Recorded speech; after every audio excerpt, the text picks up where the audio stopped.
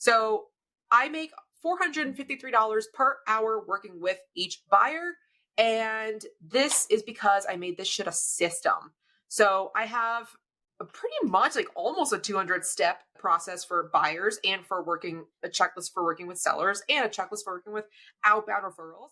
Welcome back to The Agent Goldmine. You are joining us today with Ali Garced and Shelby Johnson. Surprise!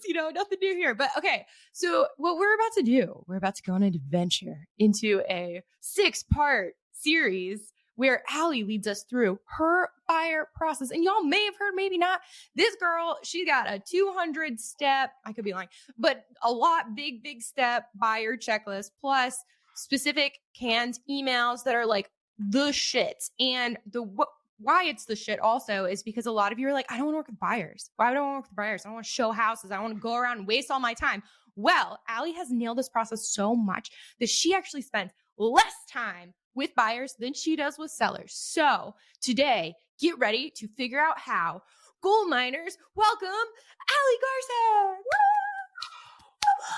The crowd goes wild. Yeah. Wanting to work with buyers.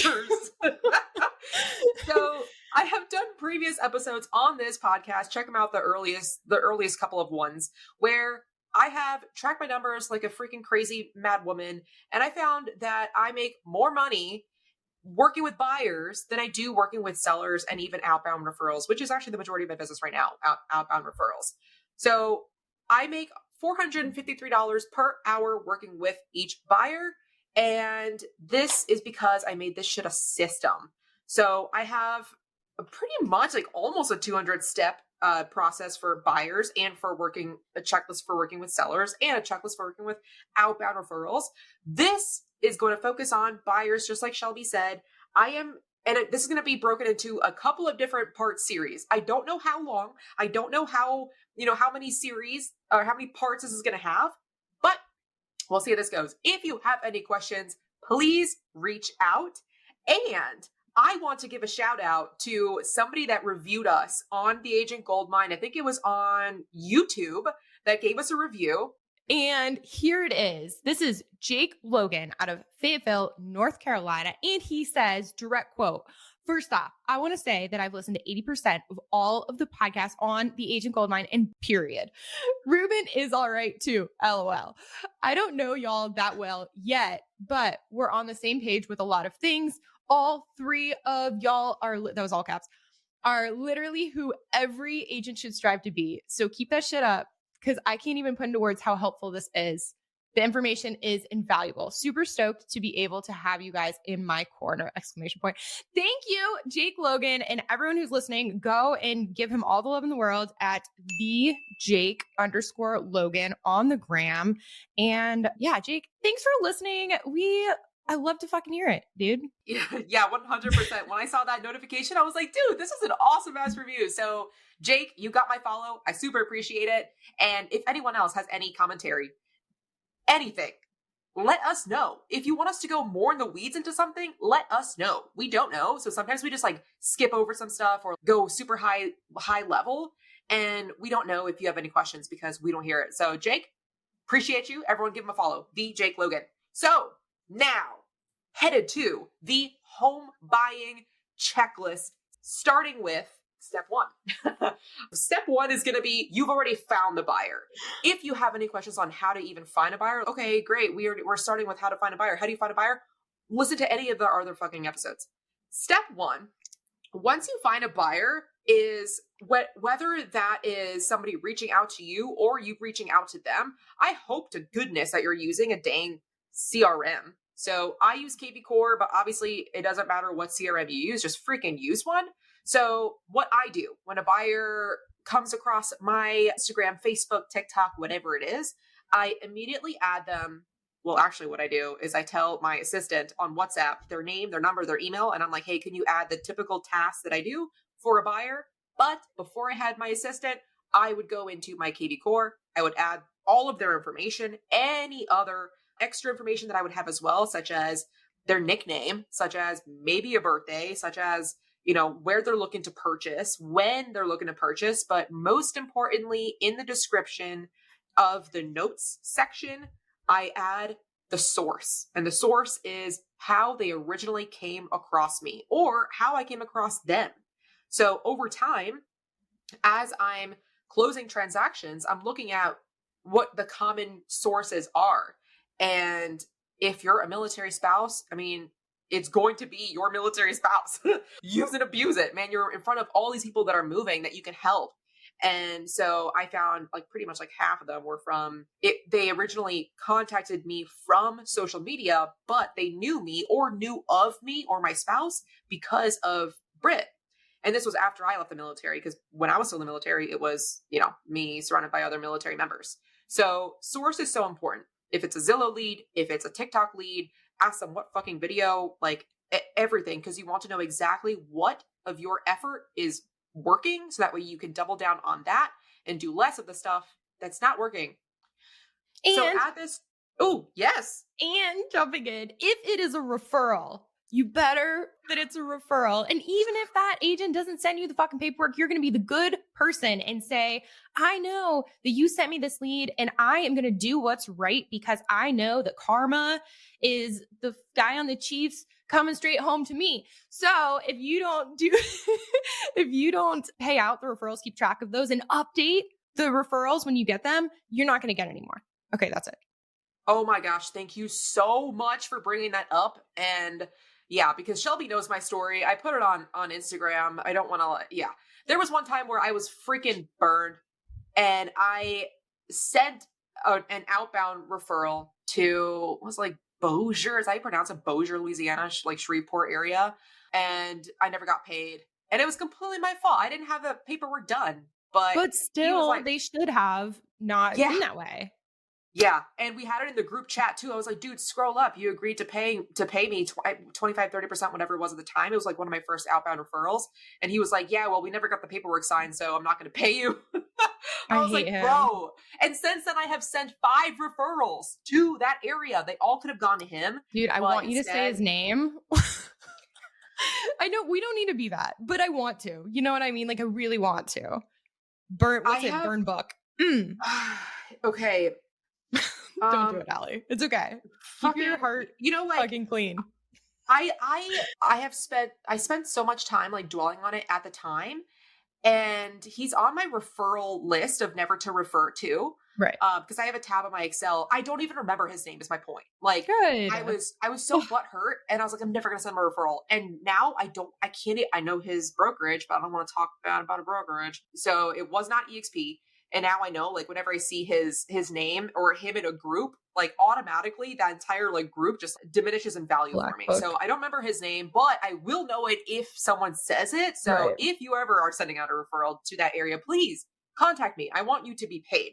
And so yes, thank you, Shelby, for bringing up that point. We're bringing it back in. Yeah. Step whatever's next.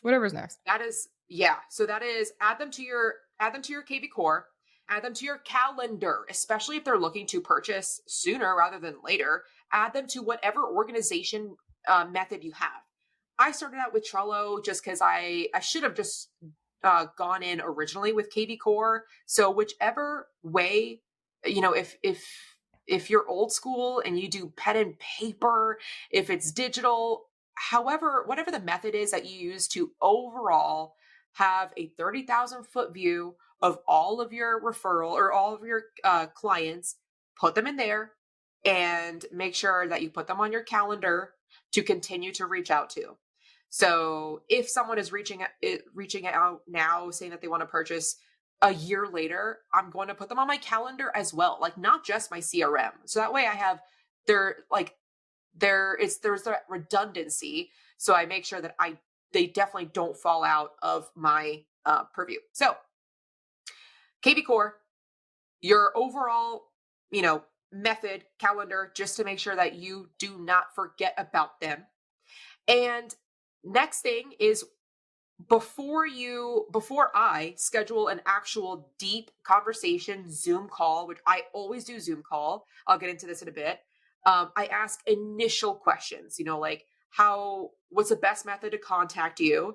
When are you looking? Because that makes sure, so that way I can make sure that I am on my game. Like if they're looking to start viewing homes, like they're already pre-approved, that's going to be very, very different from how I treat somebody that's looking to purchase when they retire 2 years from now. So those initial questions, and then I have them jump on a call. This Zoom call is always a Zoom call because I do not meet buyers in person anymore. Every agent does their business differently. I started out in Tucson where it would take me 45 minutes to drive to one fucking location that was in the middle between me and them. And it was such a big waste of time. I was spending majority of my time freaking driving. And as much as I love driving, it was not making me money. So I bring this book up again and again because it's just so good. It's The Full Fee Agent. You're either the fool or the favorite. And I was going out of my way to prepare like a buyer presentation, buyer consult. I was buying these freaking people straight up lunch. I was driving 45 minutes one way and then getting stuck in traffic on the way back, and only to then hear that sometimes they would work with other agents instead. And I got tired of that shit, man. I was like, I am obviously the fool. So I switched my lead generation method to be more of the favorite now. Again, that's not being covered on this. So I do a Zoom call.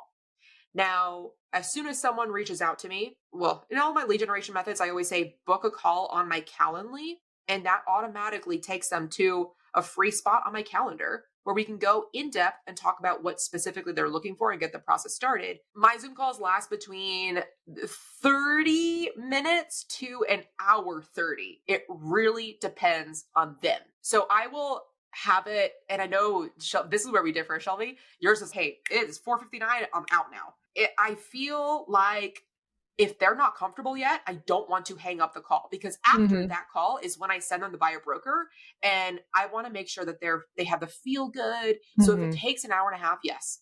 Only like twice has it ever taken that long, but usually it takes around an hour. Okay, perfect. Love. I was just curious. Please continue. Yeah. Alrighty. So whether they call me and leave a voicemail or text me or whatever it is, I always text them back and say, I'm so excited to help you. And even if you're moving, and even if you plan on purchasing in 2025, or a year and a half out from now, let's schedule a call. No pressure. I'm not going to pressure you into anything. Obviously, you're not even looking to purchase yet, but let's schedule a call. Let's see if we're a good fit. So then I send them my Calendly link. This is if I'm texting them or if it's on my computer, it's a shortcut. So if you have an iPhone or even if you have an Android, go on your settings, look up text replacement. I have the phrase buyer with 2 R's. And then when I type in buyer with 2 R's in any conversation, in anything on my phone, it replaces it with the Calendly link for the next available slot so they can book a call. Always about saving time. And same thing for on a computer. So that's always the funnel.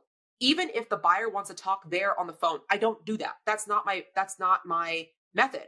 Because as soon as you change your fucking method, you forget what you've done. You forget your process. You forget if you told them about agency. You forget if you've spoken to them about the timeline. So it's my process, it's my business. If you don't want to work with it the way that I do it, that's totally fine. You can find another agent. Again, fool or the favorite. So I send them my Calendly link. And this is also where I differ from other agents, where some other agents will keep it very, very minimal. Just get their name, number, email. I ask a fuck ton of questions. If you have Calendly, you know that they have a maximum of 10 questions. I max that bitch out.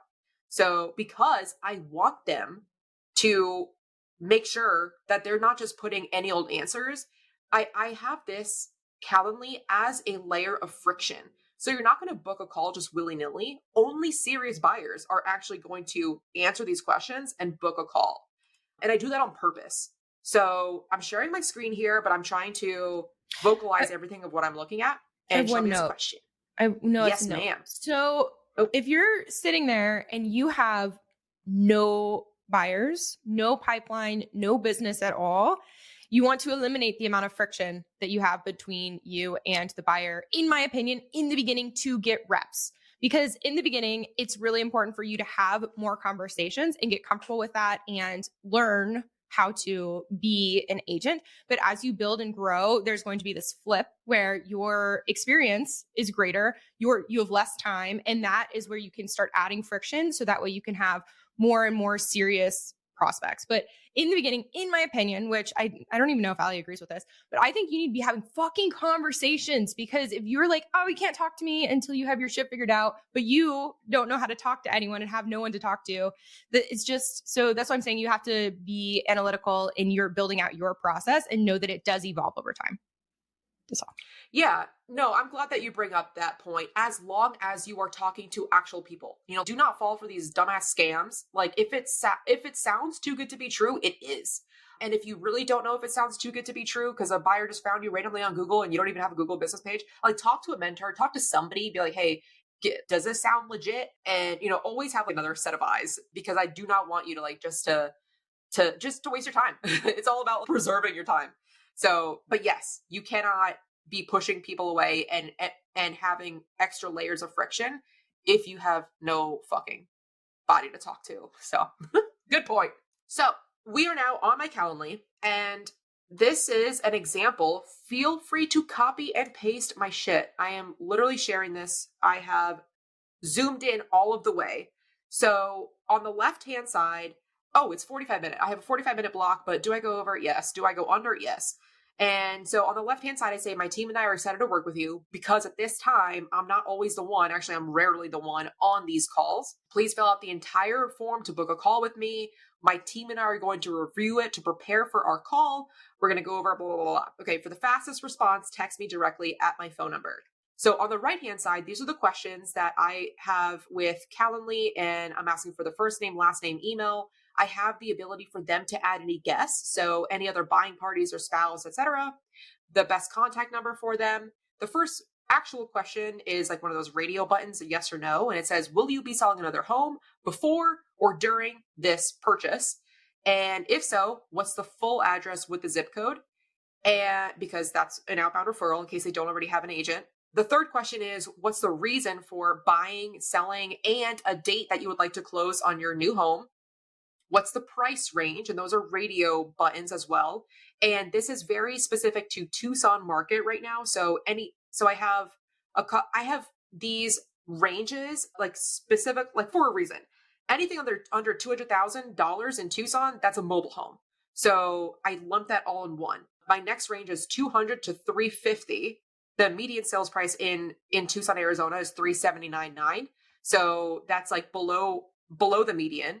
Then the next one I have with the median somewhat in the middle, 350 to 500, 500 to 700, 700 plus. And I also have a radio button for other where you could just fill it in. I have gotten some feedback. Two people from this have said between the 200 to the 350 that it's such a big gap there. But both of those were people that have no idea what the Tucson market is. They thought they could get like a solid 5-bed, 3-bath home under 200. That's just not realistic. So just because you're receiving feedback doesn't mean that you need to change anything in your systems. This is a way for me to know exactly where people are purchasing and to pretty much show them that, I don't know, I feel like this price range says a lot to the buyer. Like if you're looking, well, anyway, we'll go into this more in the actual session later. So the next question is, are you pre-approved, or would you like to be connected to our preferred lenders? And the answers are either not pre-approved yet, I will use your lender, already pre-approved with a pre-approval in hand with another lender, or 3, they are a cash buyer. The next is fill in the blank, like where they can write like a paragraph out, not just one line, multiple lines. What are your top 3 must-haves? And I give some examples, square feet, number of stories, HOA or no HOA. And I define what must-haves are. Even though it's obvious to you, it's not obvious to buyers. It's not. So must-haves are, you will not even consider placing an offer unless the property has these 3 things. And I have this specifically written out for a reason, because fast forward, when they start sending us properties, if it does not meet the must-have, I call them out on it, because I don't want to waste their time. I don't want to waste our time. And I'll say, hey, I thought you had a must-have of a 2-car garage. The houses that you now want to view don't have a garage at all, or it has a 1-car garage. What else has changed? Because this is such a big, important factor. The must-have is so big. Let's go back to meet over Zoom to discuss what else has changed. You'll find if you're working with buyers, you'll find that sometimes buyers just want to send you freaking properties and they will just have you running all over your town, showing properties that they never want to place an offer on. And you have to bring them back into what they originally were looking for. And if they originally said, we will not even place an offer unless unless the property has a 2-car garage, then why are you showing them homes with homes that only have a carport? So always, always, always have this. Same thing for top 3 wants. Something that they would like in a property, but not a necessity. Same thing for deal breakers, especially for deal breakers. If the property has these 3 things, you will not place an offer. We can cross these homes off of our list immediately as we see them because they have these deal breaker items. And then the last I have kind of as a catch-all, it's one of those pre-recorded ones, the templated ones with Calendly. Anything else you'd like for me to know to be better prepared for our meeting? So those are the questions that I have for buyers. If I've only found this one time, if I find that buyers don't fully answer these questions, then I will ask them to be a little bit more thorough and before I even book a call with them. But that's only ever happened once. Again, people aren't going to spend, because this takes some time. What this does is it forces buyers to talk to their spouses before they just book a call with me. And, before spouses have one opinion and the other spouse disagrees, and then we're all on a Zoom call wasting time because, honey, I thought you wanted a 2-car garage. Well, honey, I thought, no, figure that shit out on your own. Once you guys have decided as a unit, then book a call. So I am pretty harsh with that. A lot of people aren't as harsh. And I think maybe it's just because I've wasted a lot of my fucking time. And honestly, I have really good luck with buyers now. It's a process. You guys talk about it amongst yourselves. Once you know exactly what you're looking for, then we can start working. Yeah. One comment from the peanut gallery. And that is something that, guys, just in general, a lot of these things you can hear. You can listen to Ali right now and be like, logically, I know she's right. However, in the moment, you still probably aren't going to do some of these things. And it's not until you've gotten your fucking teeth kicked in time and time again that you'll come back, 6 months from now and be like, okay, now I'm finally ready to implement. And it's just one of those things. You can hear it, and it's not until you actually feel the pain a lot of times. Same thing with buyers, but also working with investors. There's just a bunch of different. So just realize it's all part of the process. It is. It is. At this point, when someone books a call, I have a whole Calendly process. You know what? I'm gonna share this too. I'm gonna log into my Calendly and show you what the workflow is. So I do not get stood up. So here I'm showing you the behind the scenes of Calendly, and I have a ton of follow-ups. Text booking confirmation to host. And I have this for my buyers. Immediately when an event is booked, I get a text, and the invitee gets a text as well. And I have those texts to be set up immediately, 24 hours before the appointment and 2 hours before the appointment. You could also do just 1 hour before the appointment. But I like, in case they book far in advance, they at least get a 1-day warning and then a 2 hour. That way I know if they didn't show up to my call, I'm not chasing after them. Again, this might be different if you have nobody in the pipeline, but floor the favorite. If you didn't show up, I know that you received 3 text messages from my system alone, and I reached out to you too. So nah, it's okay. It's not a good fit. Totally fine. Next. So that's where I wanted to show you what I have behind the scenes. And again, this is not perfect, but it gets the job done. So going back to my Trello, unless Shelby, you have anything else? No questions at this time, Ali. Thank you. So at that point, we have an idea of what their must-haves are, their wants, and their deal breakers. Review it, see if there are any properties that you may have under that you're listing that may be a fit. If not, reach out to your crew in that area. Do they have anything? Just so you can start looking. Of course, this is if the buyer is actually looking now. Don't do this if they're looking next year. But I do set them up on a search. So I go on my KV Core. My assistant has added them as a new contact, as a prospect, a buyer in Tucson with the tag hot or warm or cold. And then what I do is I send them an email. So this email number 2, again, copy and paste. I have, this is as big as I could zoom in though. Oh, perfect. Buyer email number 2. Yes, this is number 2 because previously I used to have buyer email number 1, but it was essentially everything that I asked them in my Calendly. So ever since I started using Calendly, I didn't have to send out buyer email number 1. Plus the response rate was pretty low because 1, it's an email, 2, it's a lot of work. So I made that mandatory. I made buyer 1 email mandatory. Again, that's in my Calendly. So I kind of skipped buyer email number 1. And now I just go straight to buyer email number 2. I could have shifted 2 to 1 and 3 to 2, but it was going to be too much in my head. I already have everything memorized. So buyer email number 2 is where I start out. I send this to anyone that booked a call on Calendly, and the title or the subject is "We're excited to work with you." We, because it's more than just me. I have a bomb in here embedded, so you could see me like physically waving. There's like movement on this email, so they can click on this email or they can click on this video. This video is what I created, and it literally what I say is just I pretty much read what I have in words in this email because there are so many words in this email. But I want to make sure that I send them everything in case they are the analytical type like me, and to cover my fucking ass. So that way I could say, yes, I already sent you everything you needed. And I actually send them something like this throughout the entire process. And I send the same attachments over and over again, as you'll see throughout this series. So I send them an email and it says, "We're pumped you decided to work with the best realtor group out there." That's us. So what to do now? Because I think everyone likes a freaking checklist. No one wants to wonder, what do I do? When is my realtor going to reach out to me? What's the next step? I tell them exactly what to do now. Open the PDF attached. This contains the entire step-by-step on how to purchase a property. So that way, hopefully, it doesn't always happen, but hopefully they'll open the attachment and they already know how the buying process works in Tucson. Because, let me open the attachment right now. Buyer client PDF. This is a video series that I put together. Does it sound like a lot of work? Yes. But guess what? It is fucking one time. And now I use this over and over and over again. So that's how I'm able to save money and time.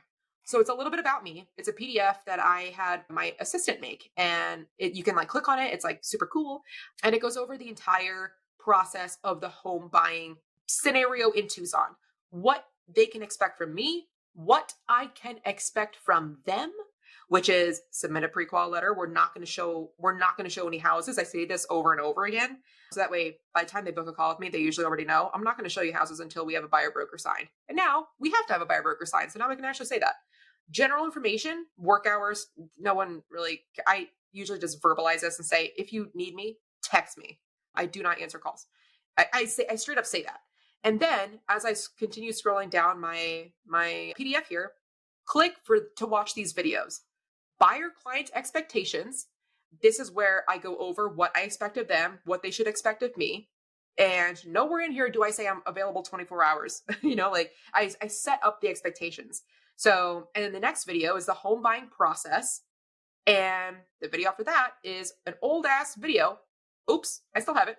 Buying a home in Tucson, Arizona, what the market is. I kept this video on here for a reason because in 2022, the market was a lot hotter than it is now. It's still like semi-hot, definitely still a seller's market, but I kind of want to train the buyers that they cannot just lowball. And I am not the realtor to lowball with. So unless you're serious about buying a property, and then we may not be a good fit. So this video has essentially establishes urgency and scarcity because there aren't a lot of homes on the market in Tucson. So I kept that up even though it says 2022 market. The next video is how to shop for a lender, exactly what questions to ask them.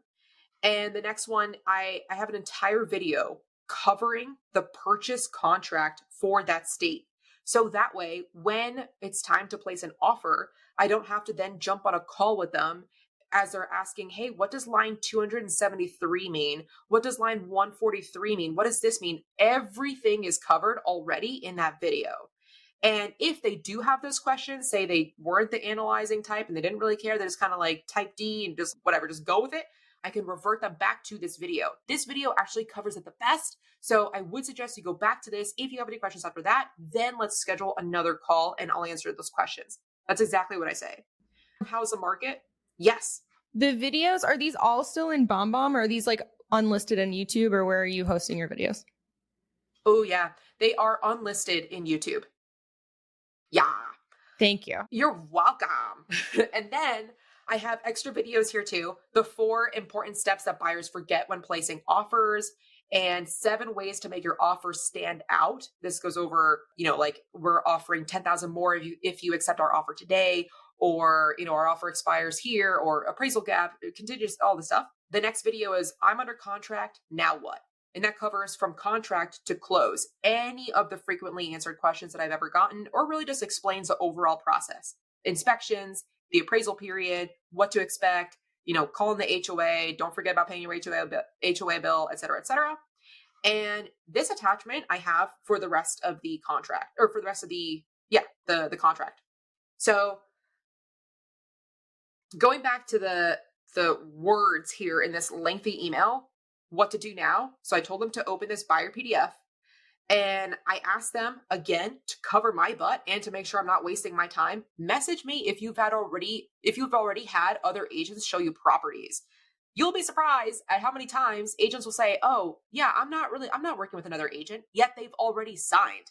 Or they always just sometimes, well, I don't want to say always. Sometimes they just say that they were ignorant to the fact that they didn't know that signing with an agent was as serious as it is. And sometimes they're correct. They actually didn't know because that realtor didn't explain to them, signing this means you're only working with me. So now you've taken the time out of your day to work with clients that were already represented by somebody else. Fun.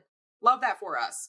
Step 3 is walk through the purchase contract with the video that I made for you. This is a duplicate. This is another redundancy. This is in that PDF, but I want this to especially stand out. So I have it linked in here, again, to that unlisted video on YouTube that goes over the entire purchase contract. And then number 4 is check your spam or junk folder, because I have put you on a list. Remember when we put them in our KV Core and set them up on a list according to their wants and must-haves and deal breakers. And then another redundancy, step 5, review the video on 7 ways to make your offer stand out. Again, that's already listed on my PDF. Number 6 is review the buyer advisory. This is to cover your ass on the due diligence best practices, and that I got from the MLS and or the association. Number 7 is send us your pre-approval letter or your proof of funds. We cannot take the next steps without that. Then I have some more information at the bottom of how I want them to start thinking about when they're viewing properties. When they come across a property on Zillow or on Redfin or wherever it is, before they send me any properties in the group chat that I'm going to create, I want them to do a couple of things. If they are not local, the first thing they're going to do, and I tell them this again in that first Zoom call with them, before you throw any properties at me, I want to make sure you do a couple of things. Number 1 is go on maps.google.com, drop the little yellow guy in the corner, and walk all of the streets around the neighborhood. Do you think you will feel comfortable? After you've done that, go on Crime Grade or Spot Crime and look at the crime maps, because I cannot legally talk about crime. That's considered steering and that's illegal. I can't do that. Plus, I'm from New York City, and what we consider safe and not safe is probably different. So go on crime maps and look at that. If schools are important to you, go on Niche or go on greatschools.org. And only after it's passed those 3 tests, if you're not local, then send that property over to me and I'll do some extra research and see if they're accepting VA loans or see what their timeline is. I'll do some more research after that. There's just no point unless you know for sure that you would make an offer on it. So it does have to be like a 7 out of 10. And that's what I say if they're not local. If they are local, then fuck the maps.google.com. I want you to drive there, drive the neighborhood before you even send it to me in the group chat.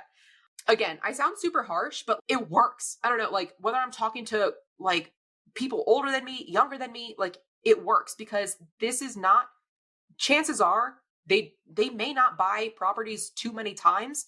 So this is a good refresher for them. Oh, yeah, maybe I should think about how my daughter is going to feel when she walks around this neighborhood. Maybe it is a good idea to go to the property at midnight on a Friday, which is what I tell them to do, and literally get out of the car and walk around the property, because there is no point of seeing the inside if you are going to be scared every time you leave your house. So that's the change that I do when they're already local, that I want them to see the outside before we even meet to schedule to go on the inside. Any questions so far, Shelby? Nope, I'm with you. Cool. Make sure that before you send the property over to our group chat, that it's within the pre-approval amount, of course. And always, always, always make sure that you and your spouse are on board. So the last thing I want to do is show you properties, go under contract, and guess what? Your spouse had no idea that you were looking at this property. She doesn't like the kitchen, or he doesn't like the garage, and then what do you know? We have to fall out of contract and I look like a dirtbag.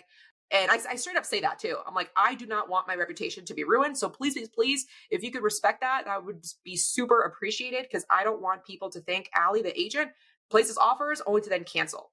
And they're always like, oh yeah, I never thought about it that way. Totally. And so that happens. And that happens because I say this now because part of my checklist, because I got burned. I got burned. One time I was representing a buyer, and the husband did not tell his wife, and his wife barely even knew that she was under contract. And when I sent them photos of the house, they were like, what the hell? I want to back out. And I was like, what? How are you, as a grown ass man, not communicating with your wife? So I was like, never again will this happen to me. I'm going to make sure that the spouse is included in all emails, is in the text message, even if he says he is the only decision maker. I don't care. Like, I am adding everyone that's going to be on the deed and the loan. Everyone's going to be in the group chat. And I do want to point out too, like, when you're on that Zoom call, sometimes, as you know, one person dominates the conversation. Like, it might be the wife, it might be the brother, or whoever it is. Make sure you're including the other person.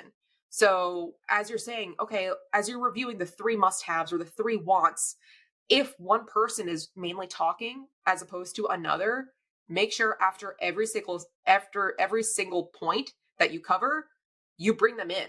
Is there anything else that you want to point out, Rachel, or, whoever? Because sometimes there will be things that they are not saying because they're just used to their spouse doing all the talking, and it is going to come back when you're under contract. So avoid it. The overall theme, if you can't tell, is to nix properties before you even go in them. The more that we can narrow down, it's not, oh my gosh, yes, we have 30 properties to look at. It's excellent. We have 6 properties that meet our criteria. These are the serious ones. You just want to, again, just preserve your time. So again, after that, I have make sure that the numbers work out for them. If you are serious about the property enough to where you want to make an offer, send it to me via the group chat. I will look up all the agent notes and email you all the documents attached. So I've already had these layers of friction, right? Like, you go to the property, or you go to the neighborhood if you're here. Make sure you like it. Make sure it's at 11 p.m. on a Friday night. Do you hear gunshots? Do you feel safe? Okay, cool. Or not. All right, next. Or maps on Google, essentially trying to take properties off. No, it doesn't match. No, it doesn't match. It doesn't meet the criteria. If it does, then at that point, I'm going to do research. I'm going to see, does it accept the VA loan? Does it accept whatever? Are there any sort of contingencies or anything that the seller is looking for that might not match my buyer's timeline? And I'll tell them. Sometimes good listing agents will attach reports such as the inspection or the insurance, which is mandatory in Tucson or in Southern Arizona, and the SPUDs, which is the seller property disclosure statement. So anything that they have, I will analyze it. I'm going to go on BombBomb or Loom, create a video and say, hey, this is the property on 100 Main Street that you were looking at. Before I just send this to you and have you do the digging and read through this that you've never seen before, I wanted to explain this to you. So 100 Main Street, it seems like they did have to file an insurance claim because of a roof leak 2 years ago. So we're definitely going to want a roof inspection. And it looks like it wasn't actually fixed yet, or, whatever it might be. Or it looks like they continuously have, a pool crack that's like not being able to be fixed. So that's going to be a lot of money. We're going to want a pool inspection too, just to make sure. I'm sending this to you. If you think that this is too big of a reason and might be a deal breaker for you, let me know. We'll cross this off the list and we'll move on to the next property, because I only want to show you homes that are a hell yes for you. And after that, I say, as soon as, send me the top 5 homes that are a hell yes for all buyer parties, and let's go view. This entire email is before the first Zoom call. I'm like hitting them with information, because as a buyer, you might be trying to get on multiple realtors' calendars, other realtors answer their phone and then put them on a drip, or just trying to meet them in person or whatever it is. I try to send as much information as I would have wanted in the beginning. What does a contract look like? Can you explain that to me? And I've done that before I've even met with them. So the other attachments that I have here are just redundants. So what you can expect of me, it's on a Google Doc. It's again already on my PDF as a video. I have the purchase contract, a blank one. I have the additional clause addendum, which are examples of how to make your offer stand out, as I go over the appraisal gap waiver or the escalation clause and like all that stuff. The buyer's roadmap, which is, let me click on these buttons. I forgot I'm even sharing. The buyer's roadmap I got from 5 Pillars Crew. Hey, look at this. And it's a pretty little like wheel of just the overall home buying process. Then let me go back here. This is the additional clause addendum. So again, if this is a backup offer or et cetera, non-refundable earnest money, that's a great way to get your offer accepted. Add your states. This is the purchase contract. And that, again, that's my PDF. And then I also have the buyer advisory. My TC is also setting the buyer advisory. Again, we're both like covering each other's asses, making sure that they get this sooner rather than later. And that is buyer email number 2. Before we get to the Zoom call, Shelby, do you have anything? It is so much information before ever meeting with them. And it does make sense about why you're able to really like hone in, laser focus on serious and efficient, effective buyer relationships. Gold fucking star times a million, Ali. That's fucking awesome. This is literally so legit. So legit. And what's funny is I probably should ask how many people actually even open up these attachments. I bet only the analytical type, but if they are analytical, I have it there for them. And I know that other agents are doing it. So even if they don't open it, it's there. You did the work once, and now it's not like you're literally, it takes you 2 seconds. So it wasn't superhuman, right? It was hard to see. Yeah. Yeah. So it takes 2 fucking seconds to send that out. She did it once, and now it's going to pay her tenfold. Not tenfold, a millionfold. Yeah. Bajillion. Yeah. All I have to do is literally 2 clicks of the keyboard and it's up. Then I just have to add their email. And we have other videos on Superhuman. And so if you are looking to get into Superhuman, reach out to us. We have amazing. Highly recommend. It's best oh my God, 100%. I was hesitant in the beginning, and now game changer. 100% into it. Okay. So then all of that is before I even meet with them. Yeah. And so next, what are we doing next? What's the next series? Or is there more for today? I think I'll go ahead and, so that's sending email number 2. Mm-hmm. At that point, I'm waiting to meet with them. If they have any questions, they'll be like, oh, if they want to meet earlier, freaking meet earlier. If they want to change it to meet later, meet later. But at that point, any questions that they have, chances are my email has already answered it. So again, the overall point of this is some people will want to go at their pace. They want to FaceTime, or they want to do a phone call at 10 p.m. or they want to do this. This is your business. This is the way that you run clients. You wouldn't FaceTime an attorney and be like, well, this is how I want to do it. Like, so don't bend over backward. Again, like, people actually respect a process. So if you thought that this was too intense, it fucking works for me. So maybe try it, And let me just make sure that I covered everything. During the Zoom call, we're going to go over a little bit more of today's market in buying or selling in Tucson. I'm going to have the main point of contact there, which is the agent that on my crew that I refer out to, depending on their price point and where they're looking at, because we have a specialist in all areas. So that is everything of what I do until we meet on Zoom and have that initial call. So the next part of this buyer series is going to be starting from the Zoom call, quickly going over that, and then going over the documents and going into drafting the offer and the process that I have there, to where, again, I'm not reinventing the wheel. It's a couple of clicks on the keyboard, ready to go. So if you want me to go into any further detail about any specific part, reach out to us. Give us a comment on YouTube or Spotify or Apple or Instagram. We're here for it. Ali the Agent, The Shelby Show. Be a bro and share this show.